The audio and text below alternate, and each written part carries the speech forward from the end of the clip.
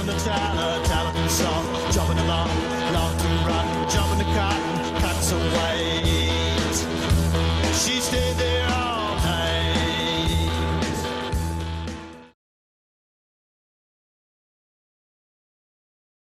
Alright, this is a topographic map.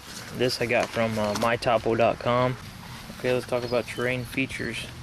There's 6 basic terrain features. There's more than that, of course, but there's 6 basic ones that you'll find on almost any map. 3D features on a topographic map are represented by lines. Okay, the closer the lines are together, the steeper the incline. The farther apart, the flatter it is. You can see right here, if I can get this zoomed in for you. See right here where my finger's pointing, this is a hilltop. You can see how the contour lines are close right here, and they spread out a little bit as they get to the top of the hill. Okay, this means that this part right here, these contour lines that are close, it's a steep incline. This is a more gradual incline right here. Okay, you probably can't read this, but this right here is an elevation mark. 860 foot above sea level. Okay, every so often these contour lines will have elevation marks, let you know how high that is. Also, contour lines have intervals between them. Some maps will tell you the contour line interval. This one doesn't happen to tell you, but you can just look at it and find an elevation point, and then go down a little bit and find another elevation point, and divide the distance between those, how many lines in there, and figure it out. It's pretty easy. That contour interval will stay the same no matter how far the distance looks on the map between these lines. So this line right here and this line way up here, that's 50 foot. And these lines here, these ones that are close together, those are 50 foot apart also.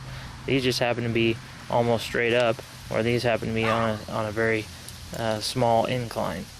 So as you can see on this map, anything that is close together like this means a sheer face or a cliff wall usually. So you can see here there's lots of cliffs in this area. That's important to know for land navigation, because if you're wanting to get from here to here, you're going to have to figure a way around these cliffs.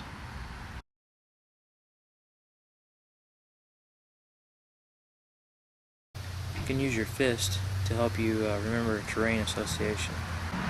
Your knuckles would be the hill. The line along the top of your knuckles would be the ridge.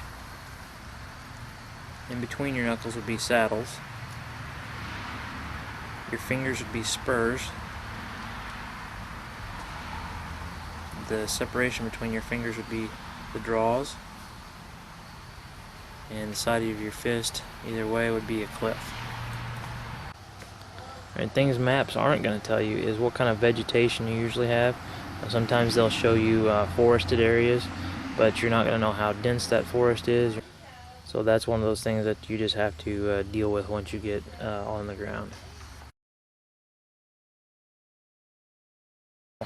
Just give you an idea, roughly an idea of how far it is from point A to point B.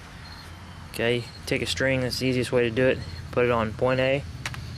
You wind that string along the direction of travel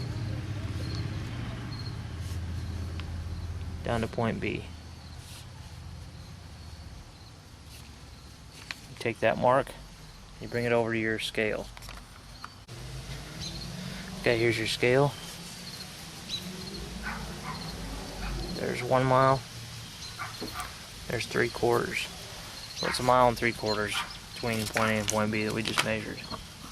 Alright, so I'm going to go out and show you the practical application of these skills, and it's not as hard or as intimidating as it looks. It just takes a little bit of practice and some common sense.